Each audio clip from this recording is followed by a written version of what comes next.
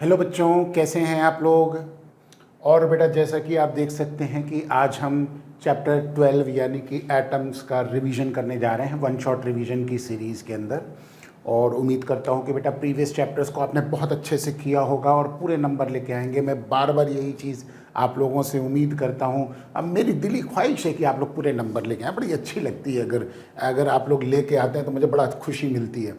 चलिए एटम्स की शुरुआत करते हैं। Atom is the smallest indivisible particle found in any matter. ये बेसिक डेफिनेशन थी जब एटम के बारे में बात उठी, ठीक।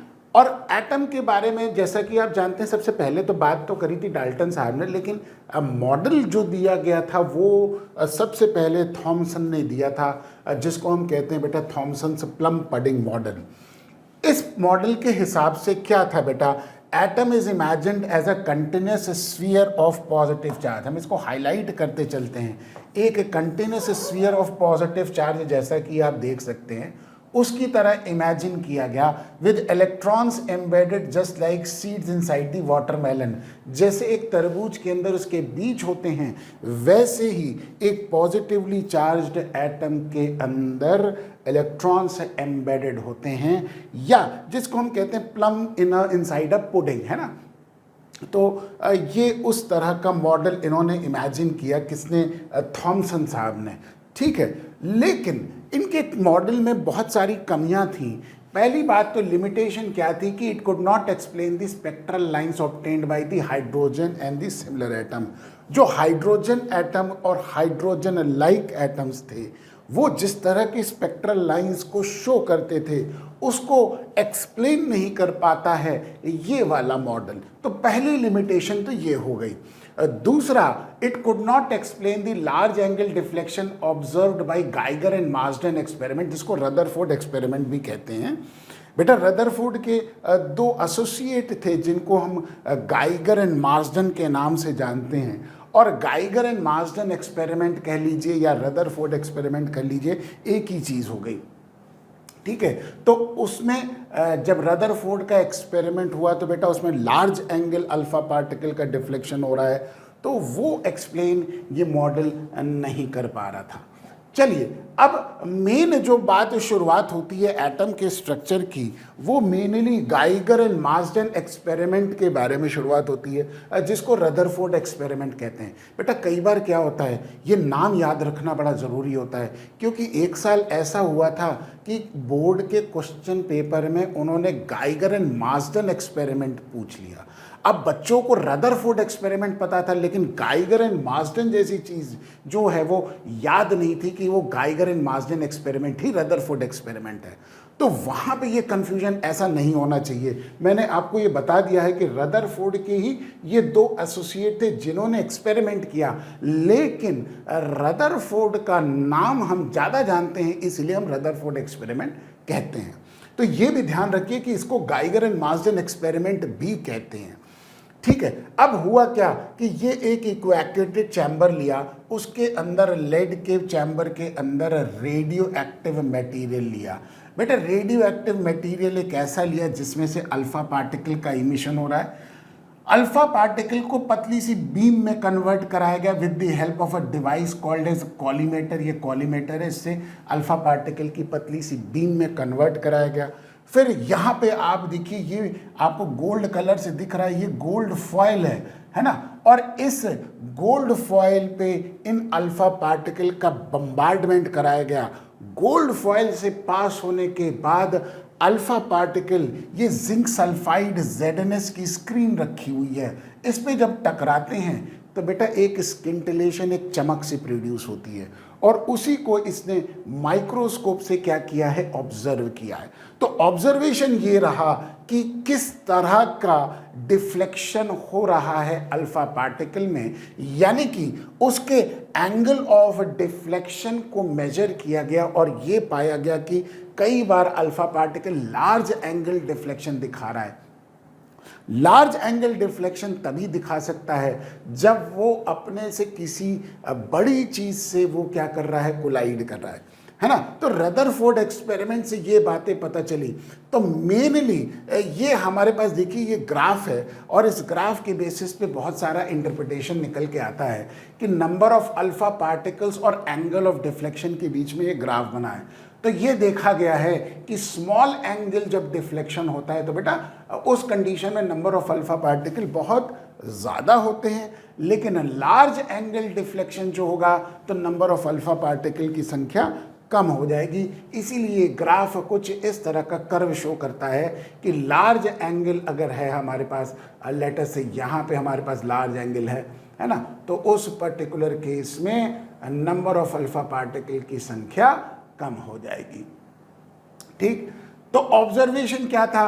पहला observation, most of the alpha particle just pass through the gold foil without any deflection in its path and hit the screen behind. ज़्यादातर अल्फा पार्टिकल गोल्ड फॉइल से सीधे पास होने के बाद ये पीछे वाली स्क्रीन पे क्या कर रहे थे बेटा? ये जो जिंक सल्फाइड की स्क्रीन है यहाँ पे हिट कर रहे थे। ठीक, और दूसरा observation, very few in one in 8,000, यानी कि 8,000 अल्फा पार्टिकल में एक आध ऐसे अल्फा पार्टिकल थे जो ग्रेटर देन 90 डिग्री से डिफ्लेक्ट हो रहे थे, यानी कि जिसको हम लार्ज एंगल डिफ्लेक्शन कहते हैं। और वेरी फ्यू, बहुत ही कम, यानी कि अगर देखा जाए तो बहुत ही ज़्यादा कम value of the alpha particle number की संख्या जिनकी है वो 180 डिग्री से डिफ्लेक्ट हो रहे थे बेटा।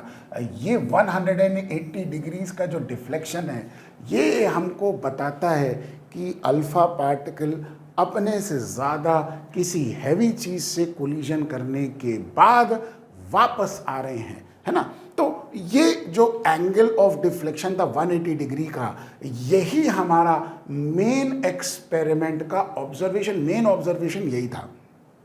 ठीक है, अब ये जो 3 ऑब्जर्वेशंस किए गए, यानी कि पहला ऑब्जर्वेशन की ज़्यादातर अल्फा पार्टिकल पास हो रहे थे, और दूसरा ऑब्जर्वेशन की लार्ज एंगल डिफ्लेक्शन में अब बहुत कम अल्फा पार्टिकल मौजूद थे। तो उससे इन्फ्रेंस क्या निकलता है? क्या हमको इस ऑब्जर्वेशन से इन्फ्रेंस निकलता है? देखो, फर्स्ट ऑब्जर्वेशन से तो हमको ये पता चलता है कि एटम के अंदर का बेटा ज़्यादातर स्पेस क्या है? हॉलो है, एम्प्टी है। यही बात यहाँ पे लिखी, since most alpha particles they just pass through, hence it was predicted that the most of the space inside the atom is hollow और एम्प्टी। ज़्यादातर अल्फा पार्टिकल्स सीधे जा रहे थे, इसी वजह से ये पाया गया कि most of the space inside the atom is hollow और एम्प्टी। दूसरी बात, जो लार्ज एंगल डिफ्लेक्शन वाला केस था बेटा, वो तभी मिलेगा जब हम ये मानेंगे कि there is a concentration of positive charge in a small space called as nucleus. एक न्यूक्लियस जैसी चीज होगी और उस न्यूक्लियस जैसी चीज के अंदर पॉजिटिवली चार्ज पार्टिकल कंसंट्रेटेड होंगे। और ये हमको मेन ऑब्जर्वेशन यही था कि न्यूक्लियस का जो जिसको हम कहते हैं ना फाउंडेशन, रदरफोर्ड ने किया कि साहब पॉजिटिव चार्ज पार्टिकल एक एटम का पूरा एक छोटे से स्पेस में कंसंट्रेटेड है, जिसको उन्होंने नाम दिया कि ये है न्यूक्लियस। ठीक, और साइज ऑफ न्यूक्लियस जो कि 10 की power of -15 metre is very small as compare to size of the atom 10 की पावर ऑफ -10 मीटर, है ना। तो न्यूक्लियस का जो साइज है वो हमको ये मिलता है as compare to the size of atom जो कि 10 की पावर ऑफ -10 मीटर, यानी कि एंगस्ट्रॉम की रेंज में एटम का साइज होता है। उसके कंपैरिजन में न्यूक्लियस का साइज बहुत छोटा है। ठीक, चौथी बात, the position of electrons are assumed in a cloud form outside the nucleus. देखो बेटा, पॉजिटिव चार्ज न्यूक्लियस के बारे में तो रदरफोर्ड ने बता दिया, लेकिन इलेक्ट्रॉन की जो पोजीशन है उसके बारे में उनको बहुत क्लियर नहीं था। तो उन्होंने ये कहा, एज्यूम किया कि इलेक्ट्रॉन जो है वो न्यूक्लियस के चारों तरफ क्लाउड फॉर्म में मौजूद होंगे आउटसाइड द न्यूक्लियस। तो ये 4 इन्फ्रेंस निकलते हैं बेटा रदरफोर्ड के एक्सपेरिमेंट से, और उसके ऑब्जर्वेशन जो एक्सपेरिमेंट से हुए उनसे ये 4 इन्फ्रेंस निकल के आते हैं। ठीक, आइए अब हम इसके बारे में थोड़ा सा और डिटेल में एनालिसिस करते हैं एक्सपेरिमेंट से रिलेटेड। देखो बेटा, ये हमारे पास एक एटम हो गया और उस एटम के अंदर का ये न्यूक्लियस हो गया जिसके अंदर पॉजिटिवली चार्ज पार्टिकल कंसंट्रेटेड है। ठीक, और लेटस से इसका चार्ज Q2 हो गया और Q2 चार्ज न्यूक्लियस के अंदर का हो गया जो कि प्लस Ze, Z यहाँ पे एटॉमिक नंबर फॉर गोल्ड हो गया मल्टीप्लाइड बाई E इलेक्ट्रॉन का चार्ज या प्रोटॉन, जो न्यूक्लियस पॉजिटिव के चार्ज से जो न्यूक्लियस बनता है, हर एक पॉजिटिव चार्ज प्रोटॉन्स का उसका चार्ज हो गया है ना। ठीक, उसी तरीके से अगर अल्फा पार्टिकल की बात करें तो बेटा अल्फा पार्टिकल क्या होता है, एक हीलियम का न्यूक्लियस होता है ना। यानी कि अगर हीलियम एटम ने अपने दोनों इलेक्ट्रॉन्स खो दिए तो बेटा उसको हम कहते हैं डबली आयोनाइज्ड हीलियम एटम, यानी कि हीलियम का न्यूक्लियस वो अल्फा पार्टिकल होता है। उस पे चार्ज Q1 जो कि प्लस 2 टाइम्स ऑफ E, चूंकि 2 पॉजिटिव चार्ज होगा तो प्लस 2E होगा। और अल्फा पार्टिकल हमारे पास रेडियो एक्टिव एलिमेंट से निकल रहा है तो वो बेटा हमारे पास न्यूक्लियस की तरफ अप्रोच करेगा, उसका मोशन होगा और मोशन की वजह से जैसा कि आप जानते हैं उसकी पास क्या होगी, काइनेटिक एनर्जी होगी। और किसी भी पार्टिकल की काइनेटिक एनर्जी डिफाइंड होती है हाफ mv²। अब अल्फा पार्टिकल इस काइनेटिक एनर्जी के साथ आ रहा है, दोनों चार्ज कैसे हैं बेटा, पॉजिटिव चार्ज है ना। हीलियम का न्यूक्लियस यानी कि अल्फा पार्टिकल ये भी पॉजिटिवली चार्ज, गोल्ड का न्यूक्लियस वो भी पॉजिटिवली चार्ज, तो उनके बीच में रिपल्शन होगा, ये रिपल्सिव फोर्स लगेगी 1/4 पाई epsilon not twice he Ze/r², यानी कि Q1 Q2/r²। ठीक, अब अल्फा पार्टिकल जैसे जैसे करीब आएगा रिपल्सिव फोर्स इसकी काइनेटिक एनर्जी को कम करेगी, क्योंकि रिपल्सिव फोर्स क्या देगी बेटा, ऑपोजिट डायरेक्शन में उसको एक्सेलरेशन देगी, यानी कि बॉडी रिटार्ड करेगी ना। क्योंकि देखो बेटा, मोशन और फोर्स जब ऑपोजिट डायरेक्शन में लगते हैं तो वहां पे बॉडी रिटार्ड करेगी, और जब रिटार्ड करेगी तो उसकी काइनेटिक एनर्जी कम होगी। काइनेटिक एनर्जी कम होगी इसका मतलब दूसरे फॉर्म में कन्वर्ट हो रही है। किस फॉर्म में कन्वर्ट हो रही है, इलेक्ट्रोस्टैटिक पोटेंशियल एनर्जी में, क्योंकि यहाँ पे अब ये न्यूक्लियस की जनरेट की हुई इलेक्ट्रोस्टैटिक फील्ड में आने लग गया अल्फा पार्टिकल। ठीक, तो वहां पे होगा क्या, धीरे धीरे काइनेटिक एनर्जी कम होगी और इलेक्ट्रोस्टैटिक पोटेंशियल एनर्जी बढ़ेगी। ठीक, और एक ऐसी सिचुएशन आ जाएगी जब ये न्यूक्लियस के करीब जाके रुक जाएगा। ये देख रहे हैं आप, यहाँ पे न्यूक्लियस के करीब जाके रुक गया।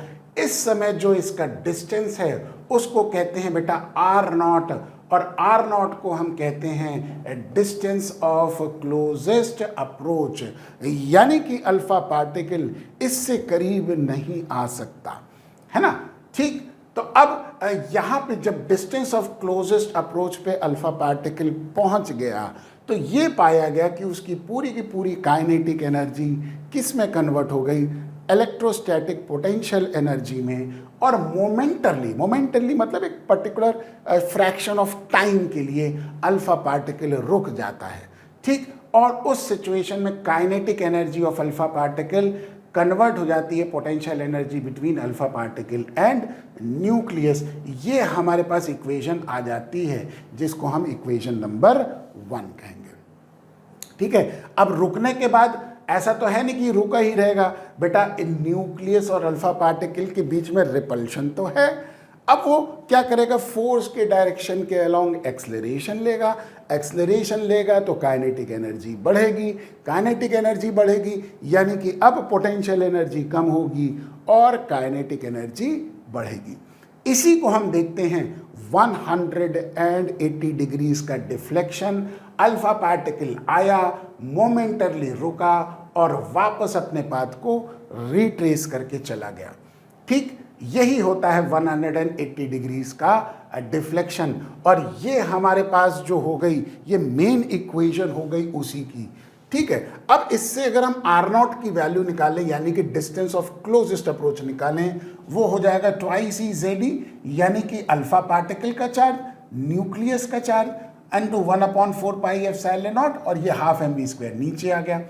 अब देखो बेटा, जब रेडियो एक्टिव एलिमेंट से कोई अल्फा पार्टिकल निकलता है तो उसकी जो काइनेटिक एनर्जी होती है उसका ऑर्डर 5.5 मेगा इलेक्ट्रॉन वोल्ट होता है ना। ये एक जनरल है, हमने ये आइडेंटिफाई किया कि भाई जब कोई रेडियो एक्टिव एलिमेंट से अल्फा पार्टिकल का एमिशन होता है तो उसकी काइनेटिक एनर्जी इस रेंज में आती है, तो हमने वही मान लिया। तो काइनेटिक एनर्जी अल्फा पार्टिकल की ये है ना, मेगा है, मेगा मतलब 10⁶ इलेक्ट्रॉन वोल्ट। बेटा इलेक्ट्रॉन वोल्ट को जूल्स में कन्वर्ट करना है तो बेटा ई से मल्टीप्लाई कर देंगे, तो ये काइनेटिक एनर्जी किस में आ गई, ये आ गई बेटा जूल्स में, ध्यान रखिए। ठीक, अब हम यहाँ पे R0 की वैल्यू को कैलकुलेट करेंगे तो बेटा ट्वाइस इंटू ई और Z यानी कि एटॉमिक नंबर फॉर गोल्ड कितना होता है बेटा 79 होता है, मल्टीप्लाइड बाय ई, है ना, और 1/4 पाई एप्सिलॉन नॉट की वैल्यू 9 × 10⁹, और नीचे काइनेटिक एनर्जी हाफ mv² की जगह 5.5 × 10⁶ इंटू ई रख देंगे। ई से ई कट्टम कुट्टा हो गया, ये देखो कट्टम कुट्टा हो गया, ये ई की वैल्यू एक पुट कर दी ना, 1.6 × 10⁻19, सारी वैल्यू को पुट करके कैलकुलेट किया तो R0 आया 4.13 × 10⁻14 मीटर। और आपको पता है कि बेटा 10⁻15 मीटर जो होता है वो 1 फर्मी कहलाता है।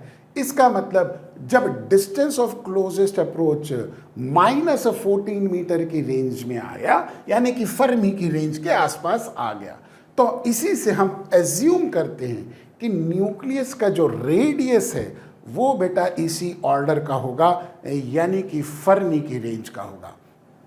ठीक है, तो वही बात यहां लिखी है कि radius of nucleus is approximately taken of the order of the distance of closest approach. तो बेटा जो डिस्टेंस ऑफ क्लोजेस्ट अप्रोच आ रही है उसी के ऑर्डर का हम क्या मानेंगे, न्यूक्लियस का रेडियस मानेंगे। ठीक है, चलिए आगे बात करते हैं। अब हम थोड़ा सा और डिटेल में बात करते हैं और ये देखने की कोशिश करते हैं कि मान लो अल्फा पार्टिकल न्यूक्लियस के एक्सिस के अलोंग नहीं चल रहा है। भाई देखो, एक्सिस के अलोंग चल रहा है तब तो वो गया, डिस्टेंस ऑफ क्लोजेस्ट अप्रोच पे मोमेंटरली रुका और वापस आ गया, यानी कि 180 डिग्रीज का डिफ्लेक्शन दिखाया। लेकिन सपोज कर लो कि अल्फा पार्टिकल न्यूक्लियस की एक्सिस से थोड़ा दूर चल रहा है, इस डिस्टेंस को कहते हैं b, जिसको हम कहते हैं इंपैक्ट पैरामीटर।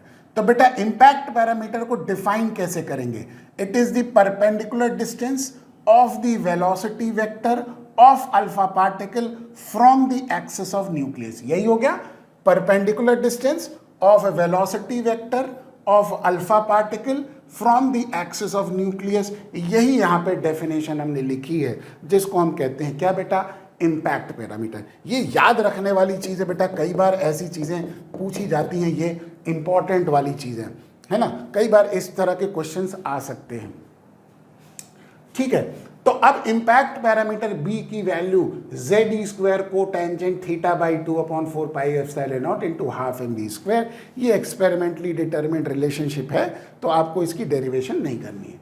यहां पे मेन बात जो है वो क्या है कि b डायरेक्टली प्रोपोर्शनल टू को टेंजेंट θ/2। बेटा जैसा कि आप जानते हैं b क्या है, इंपैक्ट पैरामीटर, थीटा हो गया एंगल ऑफ डिफ्लेक्शन। तो बेटा देखो, जब वो एक्सिस के अलोंग चल रहा है तो b की वैल्यू क्या होगी बेटा, 0 होगी, है ना, और उस समय एंगल ऑफ डिफ्लेक्शन मैक्सिमम होगा, यानी कि 180 डिग्री होगा। ठीक, अब जैसे जैसे अल्फा पार्टिकल न्यूक्लियस की एक्सिस से दूर चलने लग गया, है ना बेटा, तो उस कंडीशन में b की वैल्यू बढ़ने लगी, और b की वैल्यू बढ़ने लगी तो एंगल ऑफ डिफ्लेक्शन आप देखिए कम होने लगा ना। ये देखिए, इस पाथ के लिए अगर हम बात करें तो इस पाथ के लिए ये देखिए, ये एंगल ऑफ डिफ्लेक्शन कितना कम हो गया, है ना। तो b की वैल्यू जैसे जैसे बढ़ते बढ़ते इनफाइनाइट हो गई, एंगल ऑफ डिफ्लेक्शन क्या हो जाएगा बेटा, 0 हो जाएगा। ठीक है, तो मेन हमारे पास जो रिलेशनशिप है इस फॉर्मूले की वो ये बताती है कि बेटा जैसे जैसे b की वैल्यू बढ़ रही है वैसे वैसे एंगल ऑफ डिफ्लेक्शन क्या हो रहा है, कम हो रहा है ना। तो लार्ज एंगल डिफ्लेक्शन तभी दिखाएगा जब बी की वैल्यू क्या होगी, कम होगी। ठीक, नाउ ये हमारे पास एक और एक्सपेरिमेंटली डिटरमिन्ड फॉर्मूला बेटा, इसके ऊपर भी न्यूमेरिकल आ सकता है। n is inversely proportional to 1 sine की पावर 4 थीटा बाई 2 होता है। n यानी कि number of alpha particle deflected per minute, कितने alpha particle per minute deflect हो रहे हैं वो हमको बताता है बेटा n की वैल्यू। ठीक, और थीटा जैसा कि आप जानते हैं एंगल ऑफ डिफ्लेक्शन हो गया। तो एंगल ऑफ डिफ्लेक्शन अगर हमारे पास कम है तो बेटा नंबर ऑफ अल्फा पार्टिकल की संख्या ज्यादा होगी। अब वही बात हो गई कि लार्ज एंगल जो डिफ्लेक्शन दिखा रहा है उनकी संख्या कम होगी और जो स्मॉल एंगल डिफ्लेक्शन दिखा रहा है उनकी संख्या अल्फा पार्टिकल की ज्यादा होगी। ये हमारे पास रिलेशनशिप आ गई। तो रदरफोर्ड के मॉडल ऑफ एटम से क्या क्या बातें पता चली? हमको सबसे पहली चीज ये पता चली कि all the positive charge particle of an atom is concentrated in a small space, जिसको नाम दिया गया कि ये होता है न्यूक्लियस, है ना। पूरे एटम का पॉजिटिव चार्ज एक छोटी सी स्पेस में कंसंट्रेटेड है, उसी को नाम दिया गया न्यूक्लियस। दूसरी बात पता चली कि size of nucleus is very small, जो कि फर्मी के रेंज में है, as compare to the size of atom जो कि एंगस्ट्रॉम की रेंज में है। तीसरी बात पता चली कि हमारे पास equal number of electrons are present outside the nucleus in order to maintain electrical neutrality of an atom. बेटा जितना पॉजिटिव चार्ज होगा न्यूक्लियस के अंदर उतने ही अमाउंट का नेगेटिव चार्ज न्यूक्लियस के बाहर होगा इलेक्ट्रॉन के रूप में, ताकि atom as such electrically neutral रह सके। उसकी इलेक्ट्रिकल न्यूट्रलिटी को मेंटेन करने के लिए ऐसा होता है।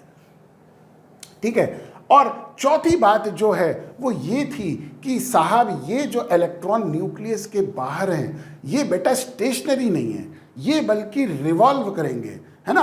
और ये बहुत ही हाई स्पीड में न्यूक्लियस के चारों तरफ सर्कुलर मोशन करेंगे, और सर्कुलर मोशन के लिए जिस नेसेसरी सेंट्रीपिटल फोर्स की आवश्यकता है वो प्रोवाइड करती है इलेक्ट्रोस्टैटिक फोर्स ऑफ अट्रैक्शन। तो बेटा नेसेसरी सेंट्रीपिटल फोर्स Fc कौन प्रोवाइड करेगा? Fe, यानी कि इलेक्ट्रोस्टैटिक फोर्स ऑफ अट्रैक्शन। तो बेटा mv²/r जो कि सेंट्रीपिटल फोर्स हो गई, ये प्रोवाइड करेगा electrostatic force of attraction 1/4πε0 EZd/r²। ठीक है, तो ये हमको मेन 4 पॉइंट्स रदरफोर्ड के मॉडल ऑफ एटम से पता चले। अब रदरफोर्ड के मॉडल में क्या कमियां थी, क्या लिमिटेशंस थी, वो मेन बात है बेटा। एक मॉडल के जो कमियां हैं, जो लिमिटेशंस हैं, वो दूसरे मॉडल ने एक्सप्लेन करी। ऐसे ही एटम का स्ट्रक्चर बढ़ता चला गया और ऐसे ही नई नई बातें हमको पता चलती चली गई। ठीक है, तो सबसे पहला लिमिटेशन रदरफोर्ड के एटम का ये था कि रिवॉल्विंग इलेक्ट्रॉन, जो इलेक्ट्रॉन न्यूक्लियस के चारों तरफ हाई स्पीड से रिवॉल्व कर रहा है, वो एक एक्सेलरेटेड चार्ज पार्टिकल की तरह बिहेव करेगा। और कोई भी accelerated charge particle electromagnetic wave के फॉर्म में एनर्जी को रिलीज करता है। ये क्लासिकल फिजिक्स कहती है। ठीक, इसका मतलब ये हुआ कि अगर ये इलेक्ट्रॉन एक्सेलरेटेड चार्ज पार्टिकल है, ये एनर्जी को रिलीज करेगा, और ऐसा करते समय वो क्या करेगा? स्पाइरली अपने पाथ को श्रिंक करता हुआ अल्टीमेटली न्यूक्लियस के अंदर गिर जाएगा, क्योंकि इसकी एनर्जी धीरे धीरे कम होगी ना, क्योंकि एनर्जी अगर रिलीज करेगा तो बेटा एनर्जी इसकी कम होगी, जो कि एक अनस्टेबल पिक्चर दिखाएगा एटम की, है ना। ये हमारे पास यहाँ पे लिखा भी है, giving an unstable picture.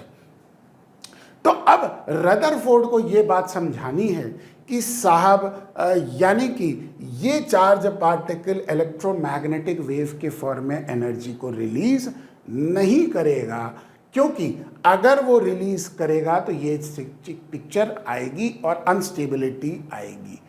Rutherford इस बात को नहीं समझा पाए, ये उनके मॉडल का पहला डिफेक्ट था।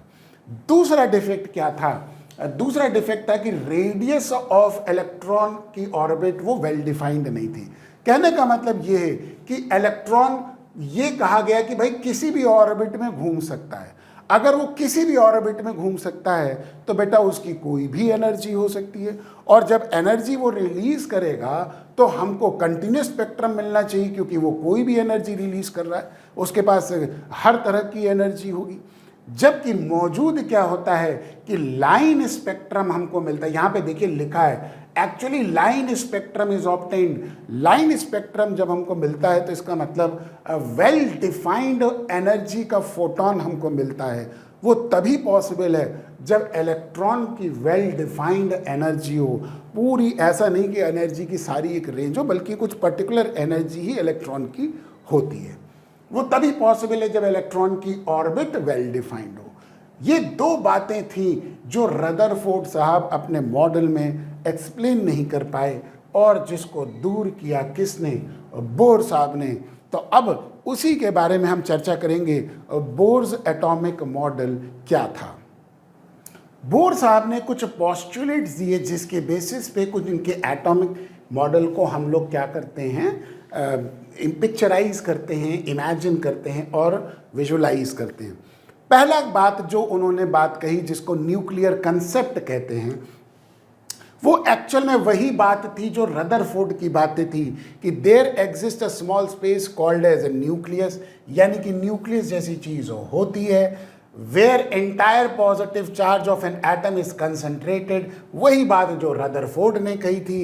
And electron revolve around the nucleus in a circular orbit and necessary centripetal force is provided by the electrostatic force of attraction. ये जो बात है, जो फॉर्मूला नंबर 1 है, ये एग्जैक्टली वही बात है जो रदरफोर्ड ने कही थी कि न्यूक्लियस के चारों तरफ इलेक्ट्रॉन हाई स्पीड में सर्कुलर मोशन करेंगे, और उनके सर्कुलर मोशन के लिए जिस सेंट्रीपिटल फोर्स की आवश्यकता है वो इलेक्ट्रोस्टैटिक फोर्स ऑफ अट्रैक्शन देगा। इलेक्ट्रॉन और न्यूक्लियस के बीच में इलेक्ट्रोस्टैटिक अट्रैक्शन होगा ना, क्योंकि इलेक्ट्रॉन नेगेटिवली चार्ज है और न्यूक्लियस कैसा चार्ज होगा? पॉजिटिवली चार्ज होगा। अरे भाई तार बहुत फंसता है यार मेरा, ठीक है। दूसरी कंडीशन हो गई क्वांटम कंडीशन। क्वांटम कंडीशन क्या कहता है? There exist only permissible orbit. कुछ ऐसी परमिसिबल ऑर्बिट्स हैं जिसमें बेटा इलेक्ट्रॉन रिवॉल्व कर सकता है, यानी कि हर एक ऑर्बिट पॉसिबल नहीं है, कुछ ही ऑर्बिट पॉसिबल है जिसमें इलेक्ट्रॉन का मोशन हो सकता है, उनको परमिसिबल ऑर्बिट कहा गया। Where electron revolve around the nucleus and such orbits are permissible. वो ऑर्बिट परमिसिबल होगी जब इलेक्ट्रॉन का एंगुलर मोमेंटम, बेटा देखो किसी भी पार्टिकल का एंगुलर मोमेंटम mvr होता है ना, तो एंगुलर मोमेंटम जब integral multiple of h upon 2 के बराबर होगा तो वो वाली ऑर्बिट परमिसिबल होगी, यानी कि उस ऑर्बिट में इलेक्ट्रॉन रिवॉल्व कर सकता है जिसमें उसका एंगुलर मोमेंटम इस वैल्यू के बराबर है।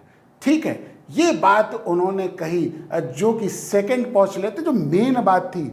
और उन्होंने ये भी कहा कि इस ऑर्बिट को हम स्टेशनरी ऑर्बिट कहेंगे, क्योंकि वहाँ पे इलेक्ट्रॉन जब वो मूव करेगा परमिसिबल ऑर्बिट में तो बेटा वो एनर्जी को रिलीज नहीं करेगा despite of being an accelerated charge particle.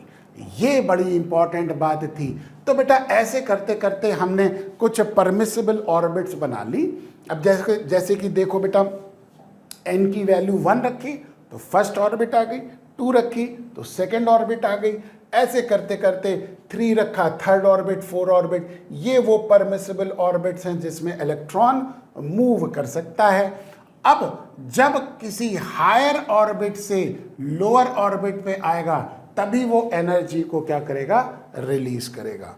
ठीक, तो परमिसिबल कंडीशन में क्वांटम कंडीशन से हमको पता चला परमिसिबल ऑर्बिट के बारे में, और वहीं से ये स्टेशनरी ऑर्बिट का कंसेप्ट आया कि जब electron are revolving in this permissible orbit it has a certain fixed energy, उसके पास एक सर्टेन फिक्स्ड एनर्जी होगी which does not radiate as electron is moving in that particular orbit, such orbit is called as stationary orbit. वही बात जो मैंने अभी पीछे बताई है कि वो परमिसिबल ऑर्बिट को स्टेशनरी ऑर्बिट कहेंगे, जो कि उसमें इलेक्ट्रॉन की एनर्जी फिक्स होगी जब तक वो उस ऑर्बिट में रिवॉल्व कर रहा है और वो एनर्जी को रेडिएट नहीं करेगा। कब करेगा? जब वो किसी हायर परमिसिबल ऑर्बिट से लोअर परमिसिबल ऑर्बिट में आएगा, तभी वो एनर्जी को क्या करेगा? रिलीज करेगा। और वो हो गई चौथा पॉइंट, जिसको हम फ्रीक्वेंसी कंडीशन कहते हैं। तो energy of the electron in a stationary orbit is well defined, यही बात यहाँ पे कही गई है। When electron jumps from the higher orbit E2 जो कि हायर ऑर्बिट है टू द लोअर ऑर्बिट जो कि E1 है, then it releases the energy in the form of electromagnetic wave. उस फॉर्म में, इलेक्ट्रोमैग्नेटिक वेव के फॉर्म में वो एनर्जी को रिलीज करेगा। ये देखिए आप, फोटोन रिलीज हो रहा है ना ब्लू कलर से जो आपको दिख रहा है, तो ये तभी रिलीज होगा जब इलेक्ट्रॉन किसी हायर परमिसिबल ऑर्बिट से लोअर परमिसिबल ऑर्बिट पे जंप मार के आएगा।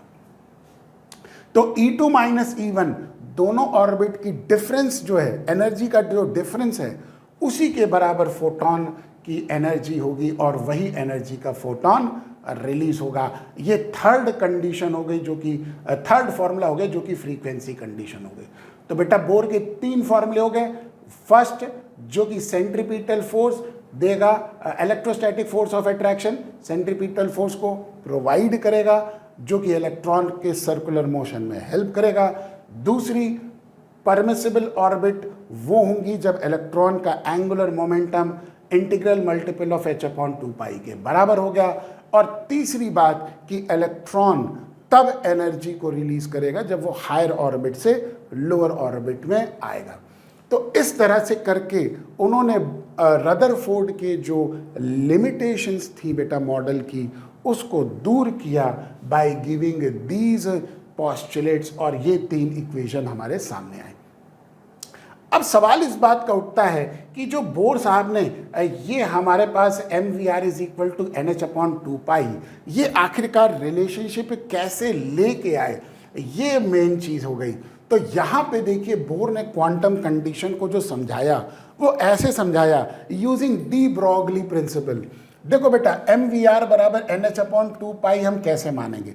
सपोज कर लो कि इलेक्ट्रॉन मोशन कर रहा है न्यूक्लियस के चारों तरफ, और चूंकि उसके पास मोमेंटम है तो बेटा उसका बिहेवियर एक वेव की तरह होगा, है ना। तो ये देखिए एक वेव का पैटर्न हो रहा है और ये वेव के पैटर्न को फॉलो करता हुआ चल रहा है, और ये जब उसके पूरे सरकमफ्रेंस में n वेवलेंथ अकोमोडेट हो गई तो बेटा वो अपने इसी पैटर्न को फॉलो करता चलेगा। यानी कि जब पूरा circumference 2πr integral multiple of wavelength आ जाएगा तो बेटा वो वाली ऑर्बिट परमिसिबल ऑर्बिट होगी और उसमें इलेक्ट्रॉन अपने पाथ को फॉलो करता चलेगा और एनर्जी को रेडिएट नहीं करेगा, है ना। तो यही बात कही, only those orbits are permissible where circumference of the orbit accommodates integral multiple of wavelength, जिसको n लैम्डा कहते हैं।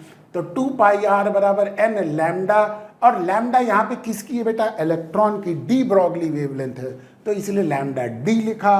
और लैम्डा डी जैसा कि आप जानते हैं h/मोमेंटम p, मैंने ऑलरेडी डुअल नेचर में डिस्कस कर लिया है। h/mv होता है, p यानी कि मोमेंटम जो कि mv के बराबर हो गया, है ना।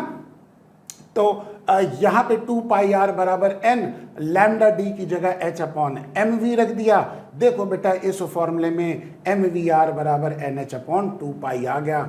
वही बात आ गई जो कि बोर की क्वांटम कंडीशन वाली बात थी, ठीक है। तो इस तरह से बोर ने एक्सप्लेन किया कि देखिए जब इलेक्ट्रॉन न्यूक्लियस के चारों तरफ सर्कुलर मोशन करेगा उसका बिहेवियर एक वेव की तरह होगा और उसके सरकमफ्रेंस में integral multiple of wavelength accommodate करेगी।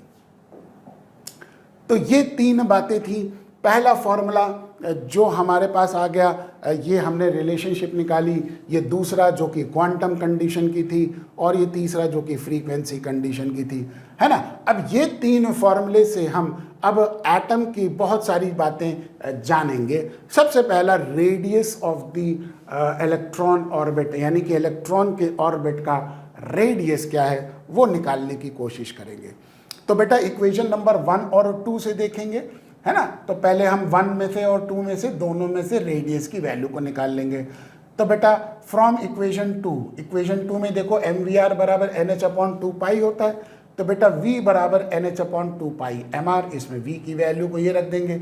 अब ये जो v की वैल्यू हमने निकाली कहाँ से, सेकेंड इक्वेशन से, इस v की वैल्यू को फर्स्ट इक्वेशन में डाल देंगे। तो putting the value of v in equation number 1 क्या मिलेगा बेटा, m/r, v की जगह NH/2 mr, ये जो हमने निकाला है v स्क्वायर हो गया ना, तो mv²/r, तो mv² की जगह ये रख दिया, और r ठीक बराबर ze², देखिए ऊपर ze² है, 4πε0 इंटू r²। इसको सिंप्लीफाई कर लिया, एक्सपैंड कर लिया, बस और कुछ नहीं है। एक्सपैंड करके देखेंगे बहुत सारी चीज़ें कैंसिल हो गई, और फाइनली रेडियस का जो फॉर्मूला आया वो बराबर हो गया n²h² ε0/πm। ये radius of the nth orbit of the electron आ गया। अब देखो बेटा इस फॉर्मूले में n² और z जो है वो तो वेरिएबल हो गया, बाकी सारे टर्म्स कांस्टेंट हो गए, है ना। देखो प्लैंक्स कांस्टेंट h हो गया, है ना, E यानी कि इलेक्ट्रॉन का चार्ज, ε0 परमिटिविटी, पाई कांस्टेंट हो गया, m यहाँ पे मास ऑफ इलेक्ट्रॉन, ये सारे टर्म्स कांस्टेंट हो गए। उनको कैलकुलेट किया तो ये वैल्यू आई बेटा 0.53, है ना। एक्चुअली में 0.529 होती है टू बी प्रिसाइज, लेकिन आप 0.53 लेके कैलकुलेट कर सकते हैं। ये शॉर्टकट फॉर्मूला है कैलकुलेशन के पर्पज से, ये प्रोपोर्शनैलिटी को डिटरमिन करने के लिए कि भाई रेडियस किन किन फैक्टर के ऊपर डिपेंड करता है, उसके लिए ये बड़ा वाला फॉर्मूला है। तो आपको दोनों फॉर्मूले बेटा याद रखने पड़ेंगे, क्योंकि क्वेश्चन हो सकता है प्रोपोर्शनैलिटी के ऊपर, डिपेंडेंसी के ऊपर आ जाए, या हो सकता है क्वेश्चन आपको न्यूमेरिकल दे दे एक छोटा सा कैलकुलेट करने के लिए। इसलिए दोनों फॉर्मूले याद रखने, ये फॉर्मूले बेटा बेहद इंपॉर्टेंट हैं, ये ध्यान रखिए। ये जो भी डेरिवेशंस हम कर रहे हैं ये इंपॉर्टेंट डेरिवेशंस हैं, ठीक है। अब दूसरी चीज जो हम निकालेंगे वो बेटा velocity of the electron in the nth orbit निकालेंगे। अभी हमने रेडियस ऑफ द इलेक्ट्रॉन निकाला, है ना, और अब हम बात करेंगे velocity of the electron in the nth orbit.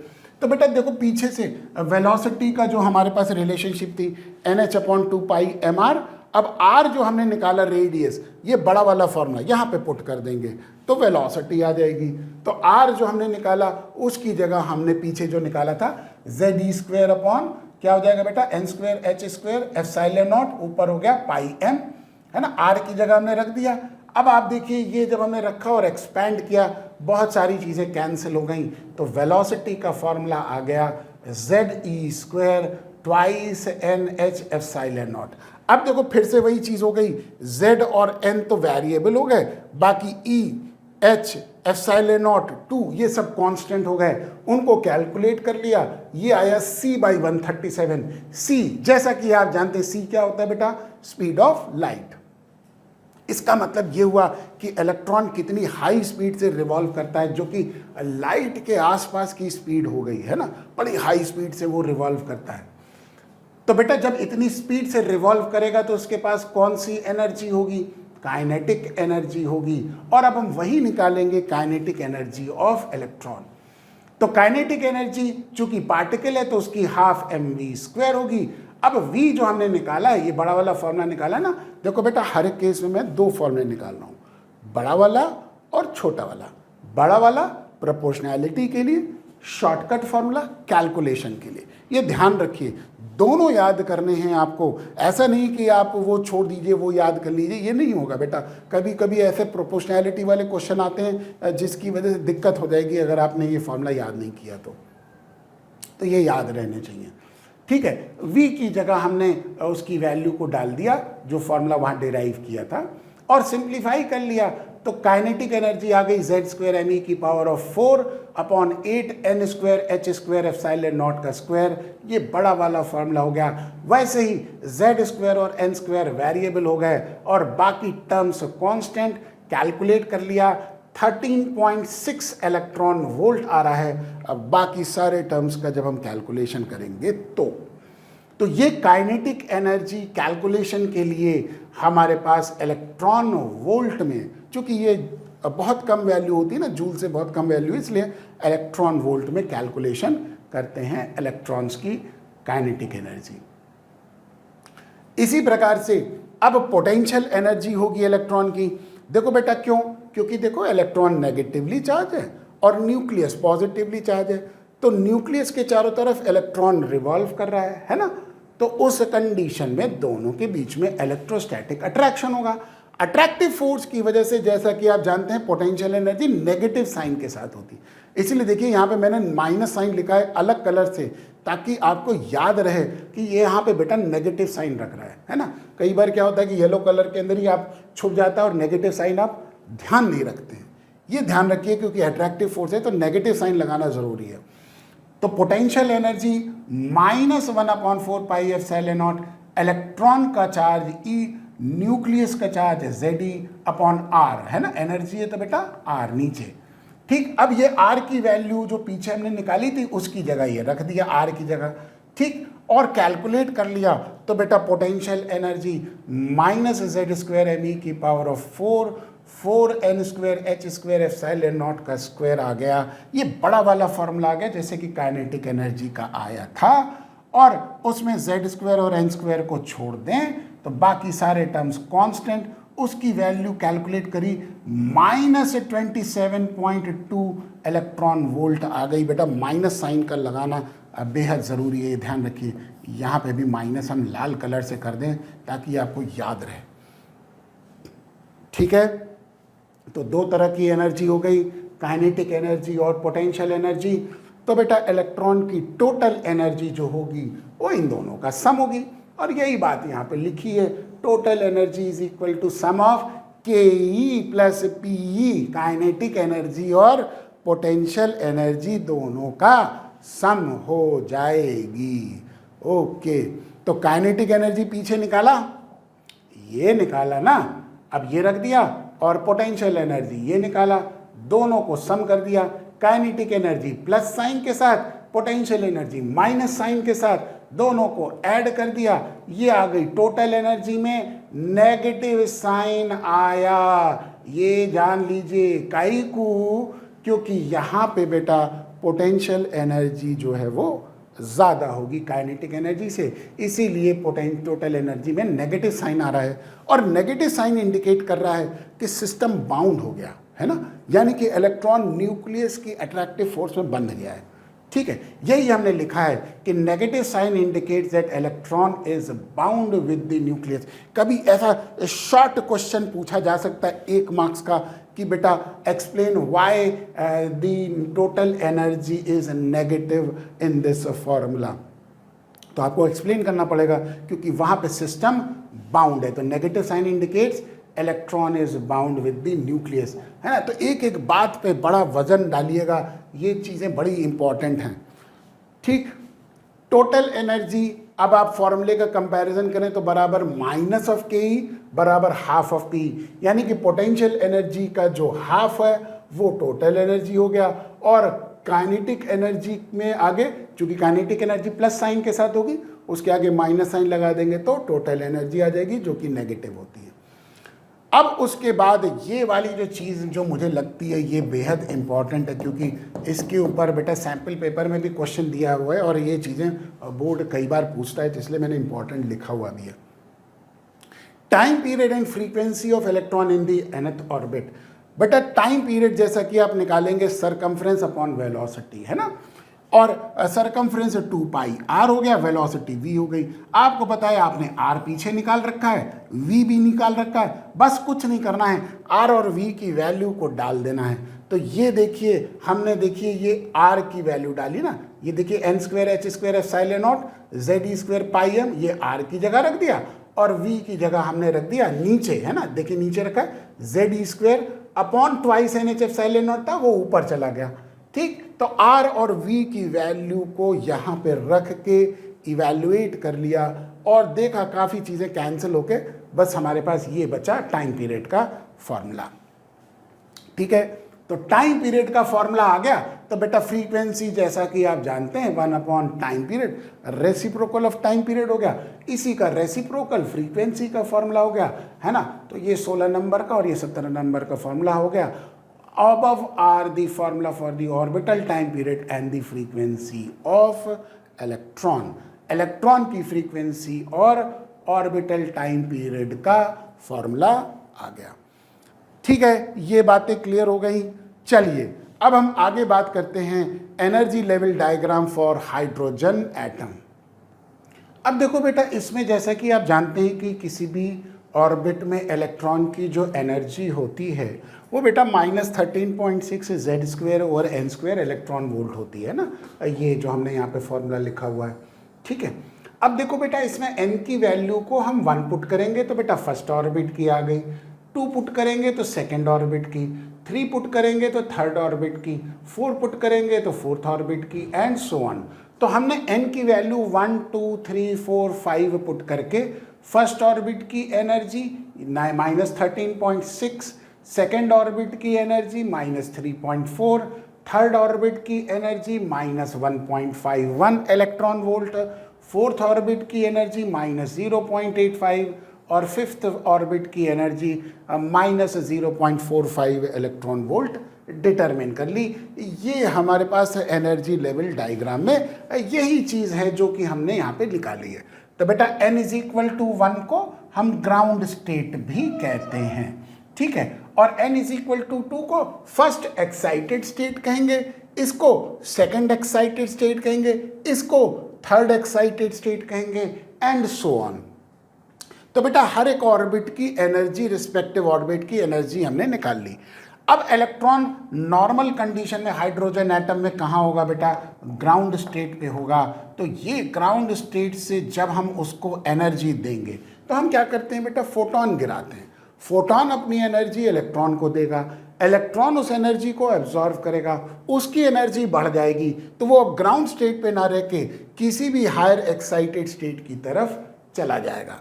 ठीक जैसे कि ग्राउंड स्टेट से फर्स्ट एक्साइटेड स्टेट में जाने के लिए उसको 10.2 इलेक्ट्रॉन वोल्ट एनर्जी की ज़रूरत होती है, जो कि इन दोनों ऑर्बिट्स की एनर्जी डिफरेंस होगी, है ना बेटा? तो जो एनर्जी डिफरेंस है वही एनर्जी हम देंगे, तभी वो ग्राउंड स्टेट से कहाँ जाएगा? फर्स्ट एक्साइटेड स्टेट की तरफ जाएगा।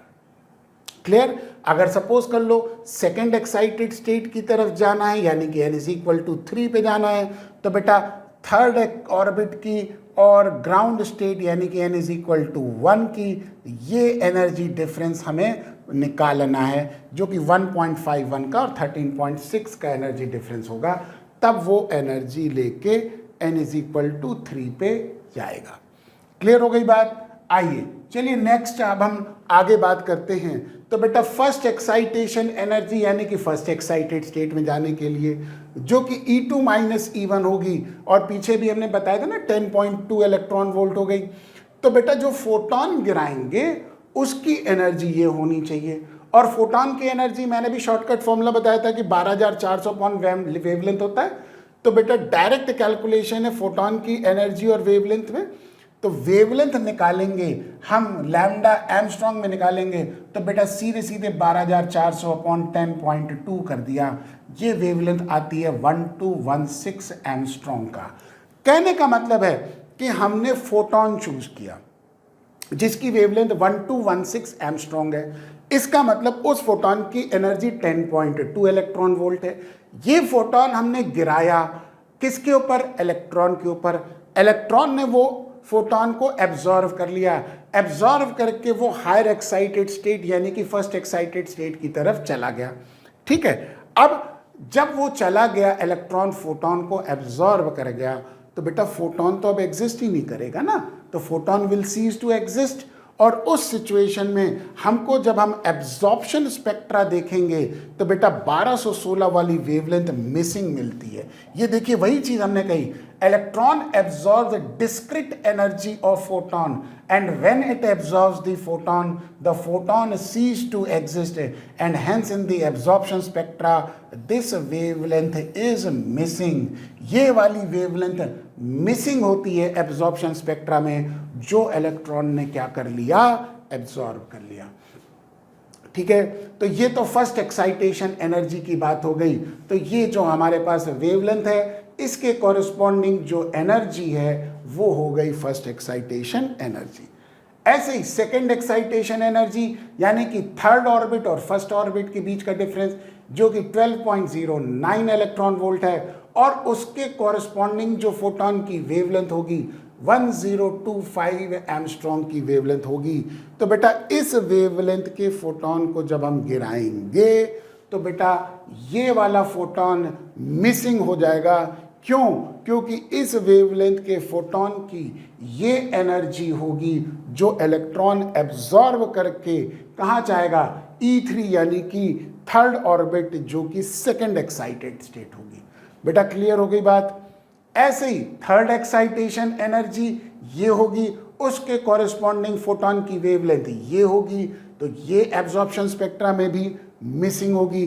तो एब्जॉर्प्शन स्पेक्ट्रा जब हम देखेंगे 1216, 1025, 972 ये वाली वेवलेंथ मिसिंग होंगी, क्योंकि इन वेवलेंथ के फोटोन को इलेक्ट्रॉन एब्जॉर्ब करता है। ठीक है, तो ये हमारे पास ऐसे ही फोर्थ एक्साइटेशन एनर्जी आ गई, उसके कॉरेस्पॉन्डिंग ये वेवलेंथ आ गई, है ना। ऐसे करते करते हम इलेक्ट्रॉन की कंडीशन को समझ जाएंगे। चलिए अब सपोज कर लेते हैं कि इलेक्ट्रॉन किसी भी हायर एक्साइटेड स्टेट की तरफ चला गया और लेटेस्ट से वो फिफ्थ एक्साइटेड स्टेट यानी कि n इज इक्वल टू 6 पे गया। ये देखिए ये n इज इक्वल टू 6 हो गई जो कि फिफ्थ एक्साइटेड स्टेट हो गई, यहाँ पे गया। और ये देखिए यहाँ से यहाँ तक जाने में इस एनर्जी और 13.6 के बीच का जो डिफरेंस है वो एनर्जी वो एब्जॉर्व कर लेगा, जो कि मैंने यहाँ पे निकाली है E6 माइनस E1 यानी कि 13.23 इलेक्ट्रॉन वोल्ट हमने निकाल ली। ठीक, अब यहाँ पे हमने ऑलरेडी मेंशन किया हुआ है बेटा n इज इक्वल टू 1 को ग्राउंड स्टेट कहेंगे, 2 को फर्स्ट एक्साइटेड स्टेट, 3 को second excited state, third excited state, fourth excited state, fifth excited state, है ना। ये बिल्कुल क्लैरिटी से समझ में आ जाना चाहिए। अब देखो बेटा इलेक्ट्रॉन यहाँ चला गया यानी कि फिफ्थ एक्साइटेड स्टेट पे चला गया, लेकिन ये इसकी स्टेबल कंडीशन नहीं है। उसकी स्टेबल कंडीशन कहाँ है, ग्राउंड स्टेट है। तो वो वापस आएगा कहाँ पर, ग्राउंड स्टेट पे वो वापस आएगा। और जब वो ग्राउंड स्टेट पे वापस आएगा तो बेटा वो जंप मार के जब नीचे आएगा तो वो फोटोन को रिलीज करेगा।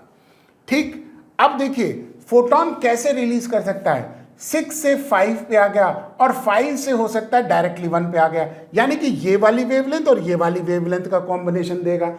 या हो सकता है कि 6 से वो कहाँ पे आए, 4 पे आ जाए और फिर 4 से वो 1 पे आ जाए, यानी कि ये वेवलेंथ और ये वेवलेंथ का कॉम्बिनेशन। तो बेटा जाते समय उसने एक ही वेवलेंथ एब्जॉर्व करी, लेकिन वापस आते समय वो इतनी सारी वेवलेंथ के कॉम्बिनेशन को क्या कर सकता है, इमिट कर सकता है। इसको कहते हैं इमिशन स्पेक्ट्रा।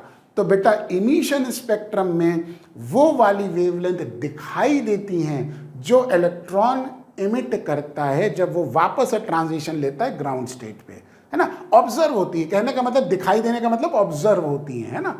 जरूरी नहीं कि हर एक वेवलेंथ विजिबल रीजन में हो, तुम्हारी नेकेड आई से दिखाई दे, ऐसा नहीं होगा। ठीक है, तो ये ध्यान रखिए कि ये हमारे पास अलग अलग तरह की वेवलेंथ हो गई जो कि कॉम्बिनेशंस में वो हमारे पास मौजूद होगी। किसी एटम में ये कॉम्बिनेशन हो गया, किसी एटम में ये कॉम्बिनेशन हो गया और किसी एटम में ये 5 वेवलेंथ इमिट करके आया, है ना। तो कोई कॉम्बिनेशन में आया। अब देखिए वेवलेंथ जो इमिट करेगा वो बहुत तरह की करेगा, जिसमें ये वाली वेवलेंथ मैक्सिमम होगी, क्योंकि बेटा जो एनर्जी डिफरेंस कम है वहां पे वेवलेंथ मैक्सिमम होगी। तो ये एनर्जी डिफरेंस देखिए सबसे कम होगा ना, तो ये एनर्जी डिफरेंस सबसे कम होने की वजह से ये वेवलेंथ सबसे ज्यादा होगी। और ये एनर्जी डिफरेंस सबसे ज़्यादा है तो ये वेवलेंथ कम होगी, रेसिप्रोकल होगा ना एनर्जी का, तो एनर्जी और वेवलेंथ के बीच में इन्वर्सली रिलेशन है। तो बेटा लैम्डा मिनिमम यहाँ मिलेगी जहाँ एनर्जी डिफरेंस सबसे ज़्यादा है, और ये लैम्डा मैक्सिमम मिलेगी जहाँ एनर्जी डिफरेंस सबसे कम है। ठीक है, पर्पस समझ में आ गया। चलिए नेक्स्ट बात करेंगे नंबर ऑफ वेवलेंथ्स इमिटेड, जिसको टाउ से डिनोट करेंगे n इंटू एन माइनस 1/2। अब देखो बेटा पीछे कौन से ऑर्बिट पे गया, 6 पे, तो 6 इंटू 6 माइनस 1 यानी कि 5, तो 6 इंटू 5 यानी कि 30/2 यानी कि 15। काउंट करिए 1 2 3 4 5 6 7 8 9 10 11 12 13 14 15 वेवलेंथ देखिए इमिट होगा, है ना। ये हमने पीछे यही फॉर्मूला गिवन है। तो बेटा n इज इक्वल टू 6 डाला तो बेटा 15 डिफरेंट वेवलेंथ मिलेंगी। अगर 5th ऑर्बिट पे गया तो 10 डिफरेंट वेवलेंथ मिलेंगी एंड सो ऑन। और लैम्डा मैक्सिमम और मिनिमम कैसे मिलेगा, ये भी मैंने यहाँ पे लिखा हुआ है कि अगर एनर्जी मैक्सिमम है तो वेवलेंथ मिनिमम मिलेगी। ठीक है, चलिए अब हम बात करते हैं बोर के थर्ड पोस्टुलेट यानी कि जो कि फ्रीक्वेंसी कंडीशन थी वो वाले की बात करेंगे। E2 minus E1 is equal to h nu. जब इलेक्ट्रॉन किसी हायर ऑर्बिट से लोअर ऑर्बिट पे आएगा तो वो एनर्जी को रिलीज करेगा, किस रूप में, फोटॉन के रूप में। यही हमारे पास इसकी फ्रीक्वेंसी कंडीशन होगी। तो E2 energy of electron in the higher orbit हो गया, E1 energy of the electron in the lower orbit हो गया। बेटा हायर ऑर्बिट को N2 से डिनोट करेंगे, लोअर ऑर्बिट को N1 से डिनोट करेंगे। तो E2 और E1 में पुट कर दी वैल्यू, तो ये हमारे पास रिलेशनशिप आ गई, है ना बेटा। अब देखो जैसा कि इधर की तरफ इलेक्ट्रॉन वोल्ट में था और ये जूल्स में था, तो बैलेंस करने के लिए E से डिवाइड कर दिया, कोई दिक्कत, ठीक। तो ये हो जाएगा 1/λ 13.6 into E/hc into 1/n1² minus 1/n2²। इसको बेटा जैसा कि आप जानते हैं ये एक कांस्टेंट है जिसको हम जानते हैं एज रिडबर्ग्स कांस्टेंट। तो कई बार रिडबर्ग कांस्टेंट का फॉर्मूला बेटा अगर हमको कैलकुलेट करना हो तो ये हम वैल्यू जो देगी वो रिडबर्ग कांस्टेंट की वैल्यू आएगी। चलिए ये हमारे पास सिचुएशन आ गई। तो 1/λ इज इक्वल टू r, जिसको रिडबर्ग कांस्टेंट कहते हैं, 1/n1² माइनस 1/n2²। तो एक फोटॉन की एनर्जी hc/λ होती है, तो E2 माइनस E1 में hc/λ भी पुट कर देंगे जो कि 12400 वेवलेंथ। तो डायरेक्टली कभी कभी एनर्जी डिफरेंस और वेवलेंथ हम निकालना हो तो हम निकाल सकते हैं, यानी कि दो ऑर्बिट की एनर्जी डिफरेंस पुट कर दिया, वेवलेंथ डायरेक्ट कैलकुलेट कर ली, जैसे कि -0.54 और 13.6। देखो बेटा ये आप पीछे देखिए डायग्राम में, ये हमारे पास -0.54 और 13.6 यानी कि 5th ऑर्बिट और 1st ऑर्बिट का एनर्जी डिफरेंस हमने डाला। ठीक है, ये हमने यहाँ पे डाला 5th ऑर्बिट और 1st ऑर्बिट का एनर्जी डिफरेंस, ये आ गया 13.06। उससे वेवलेंथ निकाल ली 12400/13.06, 947 एंगस्ट्रॉम आ गई। कहने का मतलब ये है कि जब इलेक्ट्रॉन यहाँ से यानी कि ये जो हमारे पास 5th ऑर्बिट हो गई, इससे जब वो 1st ऑर्बिट पे आएगा तो बेटा 947 एंगस्ट्रॉम की वेवलेंथ को इमिट करेगा। क्लियर हो गया।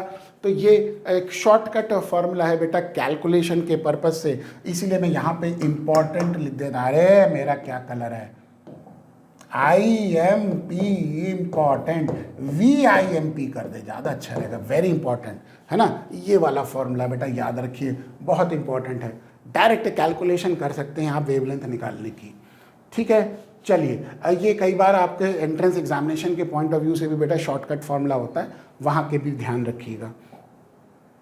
आगे बात करते हैं, अब हम बात करते हैं बेटा spectral series of hydrogen atom, है ना। कौन कौन सी वेवलेंथ किस किस रेंज के अंदर लाई करती है वो हम बात कर रहे हैं। तो सबसे पहले बात करेंगे बेटा जिसको हम कहते हैं लाइमन सीरीज। तो ये कब मिलेगा? जब इलेक्ट्रॉन किसी भी हायर ऑर्बिट से फर्स्ट ऑर्बिट पे आए। ध्यान रखिए, हायर ऑर्बिट कुछ भी हो सकती है, लेकिन लोअर ऑर्बिट क्या हो गई? फर्स्ट। तो बेटा जहां पे n1 की वैल्यू 1 हो, वहां पे हमको क्या मिलती है? लाइमन सीरीज मिलेगी। n2 की वैल्यू 2, 3, 4 कुछ भी हो सकती है ना? तो बेटा यहाँ पे n1 की जगह 1 रख दिया और n2 की वैल्यू हम पुट करेंगे आगे। अगर n2 की वैल्यू 2 है ना, यानी कि जस्ट अपर वाली ऑर्बिट हो गई, तो फर्स्ट से जस्ट ऊपर वाली n2 की वैल्यू 2 हो गई, तो बेटा उसको कहते हैं first member of Lyman series. First member of Lyman series 1216 angstrom होगी, और अगर n2 की वैल्यू 3 है, यानी कि थर्ड ऑर्बिट से फर्स्ट पे आएगा, तो वो सेकेंड मेंबर होगी 1025, और अगर n2 की वैल्यू 4 हो गई, यानी कि 4 से वो 1 पे आता है, तो third member of Lyman series मिली 972 एंगस्ट्रॉम। और अगर इन्फिनिटी से फर्स्ट पे आएगा, है ना, तो वहां पे हमको लिमिटिंग मेंबर मिलेगा 912 एंगस्ट्रॉम। तो लिमिटिंग मेंबर की वेवलेंथ सबसे कम होगी, और हमारे पास फर्स्ट मेंबर की वेवलेंथ सबसे ज्यादा होगी। तो ये जो हायर वाली है ये फर्स्ट मेंबर की होगी, और ये जो लोअर वाली है ये लिमिटिंग मेंबर की होगी। कौन से रीजन में लाई करती है? बेटा अल्ट्रा वायलेट रीजन में लाई करती है लाइमन सीरीज। हालांकि इसको वायलेट कलर से बनाना चाहिए, कोई बात नहीं, मैंने ये वाइट कलर से बना दिया, ऐसे कोई दिक्कत नहीं है, सिर्फ डिस्टिंग्विश करने के लिए। ठीक, नेक्स्ट सीरीज जो होती है बेटा बाल्मर सीरीज होती है। कौन से रीजन में लाई करती है? विजिबल रीजन में। 3647 एंगस्ट्रॉम से लेकर 6563 एंगस्ट्रॉम तक की रेंज होती है ना। ये जैसा कि आप जानते हैं लिमिटिंग मेंबर होगा, और ये हायर वाली जो वेवलेंथ हो गई वो फर्स्ट मेंबर की होगी। शर्त क्या है? किसी भी हायर ऑर्बिट से कहां पर आना चाहिए? सेकेंड ऑर्बिट पे आना चाहिए। तो ये हमारे पास बाल्मर सीरीज हो गई। तो हमारे पास लोअर ऑर्बिट जो हो गई वो 2 हो गई, और हायर ऑर्बिट कुछ भी हो सकती है 3, 4, 5 अप टू सो ऑन। ठीक, ये बाल्मर सीरीज का फॉर्मूला हो गया। वही मैंने जो बताया, फर्स्ट मेंबर की वेवलेंथ सबसे बड़ी, लिमिटिंग मेंबर की वेवलेंथ सबसे छोटी। ठीक, उसके बाद हमारे पास आता है पास्चन सीरीज। पास्चन सीरीज हमको इंफ्रारेड में मिलेगी। बेटा इस विजिबल के बाद की जो तीनों सीरीज हैं, पास्चन हो गया, ब्रैकेट हो गया और फंड सीरीज हो गया, ये तीनों इंफ्रारेड IR के रीजन में लाई करती है। हायर ऑर्बिट से थर्ड ऑर्बिट पे आए तो बेटा पास्चन सीरीज मिले, हायर ऑर्बिट से फोर्थ ऑर्बिट पे आए तो ब्रैकेट सीरीज मिलेगी, हायर ऑर्बिट से फिफ्थ ऑर्बिट पे आए तो फंड सीरीज मिलेगी। ये लास्ट की जो 3 सीरीज हैं तीनों इंफ्रारेड रीजन में लाई करती हैं।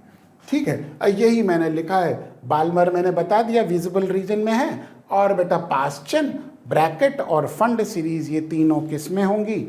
ये तीनों सीरीज जो हो गई वो आपकी किस रीजन में लाई करेगी? बेटा हमारे पास इंफ्रारेड रीजन में लाई करेगी, है ना। ये बातें वो सारी मैंने वो जो पीछे समझाई है बेटा वही लिखा है। चलिए नेक्स्ट और लास्ट पॉइंट जो डिस्कस करने जा रहे हैं वो बोर थ्योरी की लिमिटेशन। बेटा कई बार क्या होता है कि थ्योरी की लिमिटेशन का पॉइंट जो है हमको सिलेबस के अंदर तो सिर्फ बोर थ्योरी तक है, और कई बार क्या है कि लास्ट में लिमिटेशन वाला जो पार्ट है बोर का वो हम छोड़ देते हैं, और सबसे ज़्यादा इम्पॉर्टेंट बेटा यही पार्ट हो जाता है कई बार। तो मैं यहाँ पे इम्पॉर्टेंट भी लिख रहा हूँ क्योंकि यही हमारे पास आगे एटॉमिक के स्ट्रक्चर के नए नए मॉडल्स को आगे डिफाइन करेगा, क्योंकि एक मॉडल की जो लिमिटेशन से बेटा दूसरा मॉडल वो दूर करता है ना, यही कंसेप्ट चलता है। ठीक है, तो बोर थ्योरी की जो अभी हमने सारा स्टडी किया उसकी क्या लिमिटेशन है बेटा ये जानना बहुत ज़रूरी है। तो पहली चीज है this theory is only applicable for hydrogen and hydrogen like atom. बेटा हाइड्रोजन और हाइड्रोजन लाइक एटम्स के लिए बोर थ्योरी बहुत परफेक्ट है, लेकिन हेवियर एटम्स के लिए नहीं है। In hydrogen spectrum, certain spectral lines are not single lines but a group of closed lines with a slightly different frequency. ये हमको explain नहीं कर पाया।